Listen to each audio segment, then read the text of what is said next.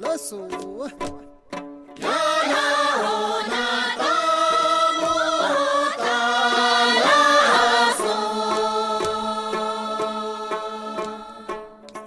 outer ring is actually is the process that we go through in becoming. So it starts off at the top. The outer ring at the top is a blind man, and that represents ignorance. And that was the first talk that we gave. The talks that we're giving at the moment is a series of 12, and there's 12 interdependent links around this outer ring. So we're giving a talk each month on each one of these interdependent stages. The first one is the basic ignorance. And from the basic ignorance, which is the veil of the ultimate and pure nature of mind, comes karma. Now, karma, as you know, is very popular. Everyone knows, basically what karma means. It means action and the consequences of action. So if you do a good thing, good things happen. If you do bad things happen. And basically, we have had many, many past lives. And what we are now experiencing, and what we always experience, all beings, they have a mental continuum. That mental continuum is the pure, natural basis of mind, the pure, natural, clear basis, natural mind. And the ignorance is the problem. So from the ignorance and the karma, the actions that we've already accumulated in the past on our mental continuum, this is what happens. So the first one at the top of the wheel is the basic ignorance that occurs after we pass away. Each time we pass away, we do get a chance at realizing, the mind gets a chance to realize its clear natural state, but the ignorance blocks it. And then with the karma from the previous lives, we start to develop tonight's topic of conversation, which is consciousness, the third one. The third one is consciousness, and it is represented by a monkey. So I think we'll start there. Why is it represented by a monkey? Consciousness is represented by a monkey on this wheel because at this stage of becoming, these 12 stages, interdependent stages, are the stages of becoming. They start with the basic ignorance, which is a very, very subtle veil over the very, very subtle, pure nature of mind. And as it goes round the wheel, it ends with death. And the penultimate one before death is birth.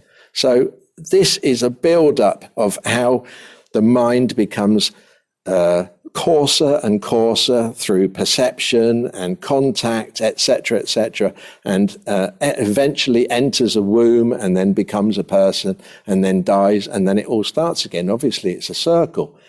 The whole point of this is a circle.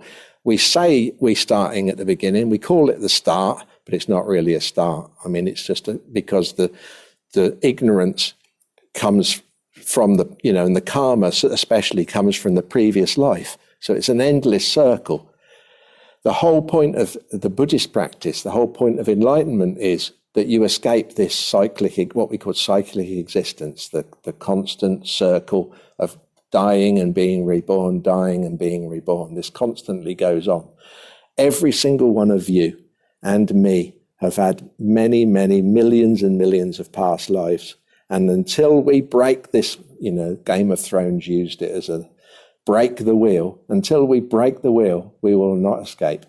We must break this constant grasping at life, grasping at existence, grasping at identity. We fully mature it in our mind. I know who I am. I know where I am. It's full confidence in myself. And then we die. And then with these propensities in mind and on the continuum, we're reborn again.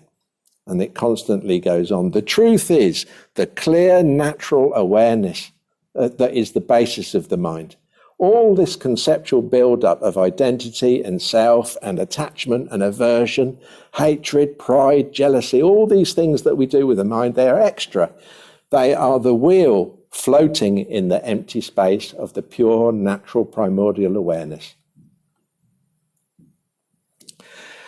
So tonight we're on the third interdependent link, and the third interdependent link is consciousness. Consciousness at this stage in the wheel of becoming is subtle. It's subtle. It's not what we think of as consciousness and subconsciousness. I'll get to that in a minute. At this stage, it's subtle. And it has two aspects. It has impelling consciousness and impelled consciousness. Impelling consciousness is basically the clear nature of mind, veiled by ignorance and molded by karma, which then drives the consciousness into grasping. And then from that impelling consciousness, that we're now referring to the mind as an impelling consciousness, it becomes the impelled consciousness.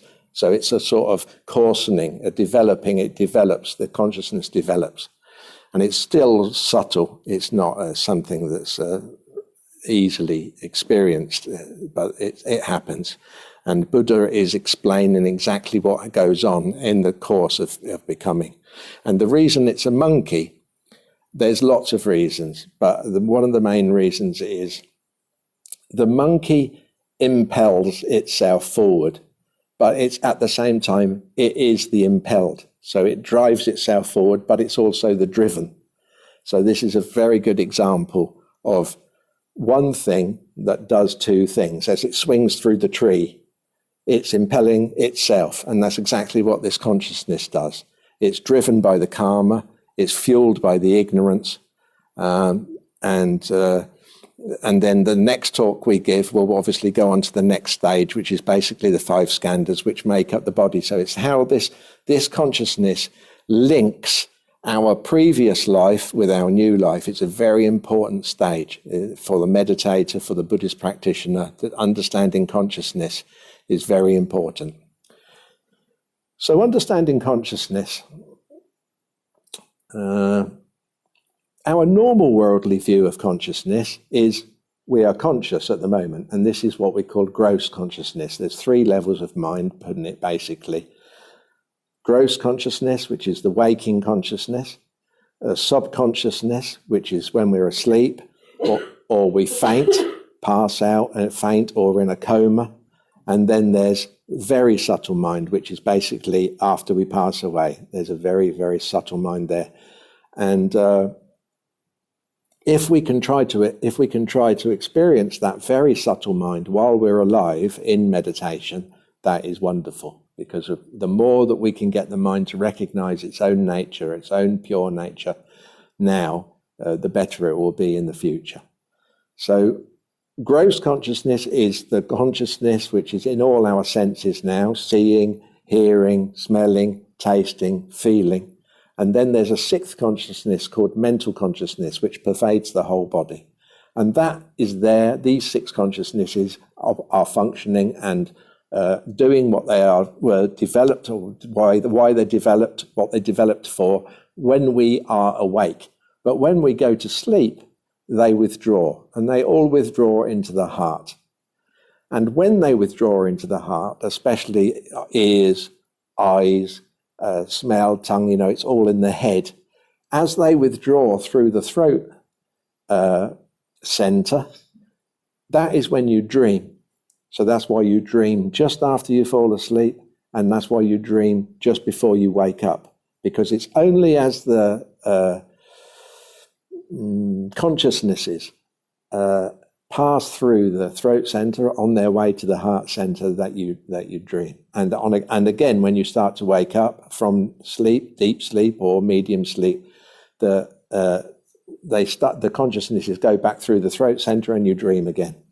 So this is evidence. You can use this, and if you have been meditating and your mind is subtle enough, your inner perception is sharp enough, you can actually experience this. You can experience the waking up process, and you can experience the going to sleep process, and you can actually use dream.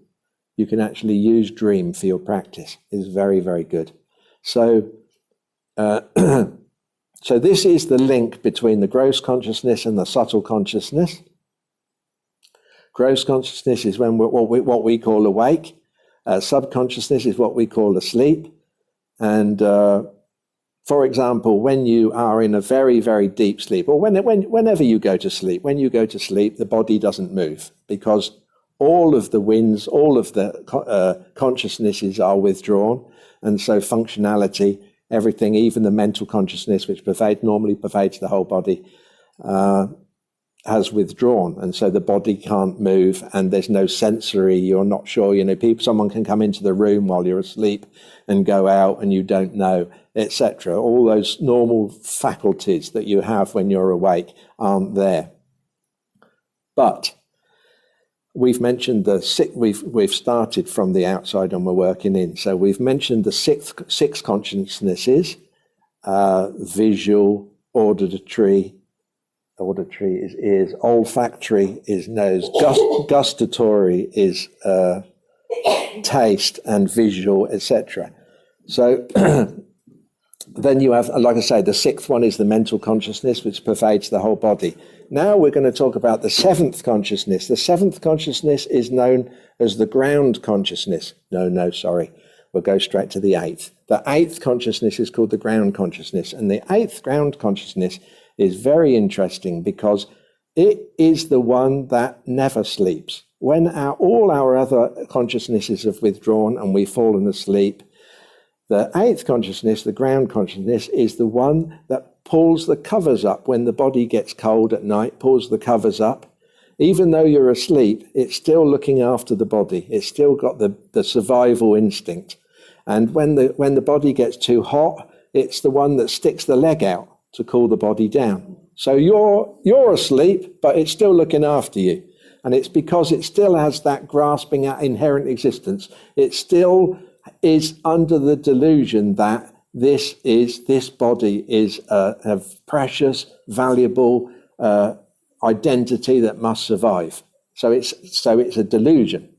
Now, so we've got eight consciousnesses. The seventh consciousness, I'll come to it now. The seventh consciousness is called the afflictive consciousness. And it's called the afflictive consciousness because it really is the main affliction of all these consciousnesses. All these consciousnesses are cultivated. I'll come to that in a second. But the main one that's really an affliction is the afflictive consciousness. And it's the one that produces, cultivates, and grasps at the self. The very, very... It literally only exists just to produce and promote and cultivate and cling to the idea of self-existence separate from everything else, what we call inherent existence. And that is what the afflictive consciousness does. And it operates on all the different levels. It operates into the eighth. It very much like, it protects the eighth consciousness. And obviously in our daily life, it is what makes us try to be selfish and egotistical and proud, etc., and all that all the time, every day. It's this seventh afflictive consciousness. This seventh afflictive consciousness is our main enemy, but it's very clever. It's ego, so it pretends to be your friend. And it's actually the cause of all the suffering, but it pretends to be the cause of all the happiness. It's very tricky. The ego will tell you that you need to be selfish. You need to look after number one. But then if you actually check what causes all the suffering, it's being selfish and trying to be number one and look after number one. So it's actually the opposite. The real unbelievable contradiction or dichotomy of life is that people want happiness, but with our actions, we're actually actively chasing suffering. And it's because of these delusions of mind. Now, the interesting thing about these eight consciousnesses is the Sanskrit labels, because Sanskrit labels are, if they are translated literally, you can learn so much. This primordial space, which is the basis of all mind, all beings ever, basis of all reality, is known as jhana. In Sanskrit, it's known as jhana. And jhana means consciousness, or jhana means mind, or jhana means awareness. But it's non-referential awareness. It's got no characteristics. As I say, it's wonderful. It's completely pure. And it's absolute perfection. But veiled by ignorance, then the 8 consciousnesses that we've been talking about, from the ground consciousness, the afflictive consciousness, the mental consciousness, and the 5 sensory consciousnesses are produced through the ignorance. And very interestingly, in the Sanskrit, the labels for these consciousnesses, vijnana. Vijnana means, the V means produced or developed consciousness or developed awareness. And you might think, oh, that sounds good, developed. But actually it's a pejorative term, because the developed means it's falsely produced, fabricated, falsely produced consciousness, falsely produced upon the ignorance. And so unnecessary. All these consciousnesses, these 8 consciousnesses, are actually completely unnecessary. All we need is actually the primordial state, the clear nature of mind. But it's too late. We've gone down the road of ignorance now. We've been born, and we're grasping at what appears and how it seems. And that is the problem. And so the whole of the point of the Buddhist teachings, the Buddhist path, the whole point of all spiritual progress is to let go of what we think is precious, let go of what we're attached to, let go of what we're averted to. All the aversion, there's so many things that we dislike. Just as many things as we like, there are so many things that we dislike.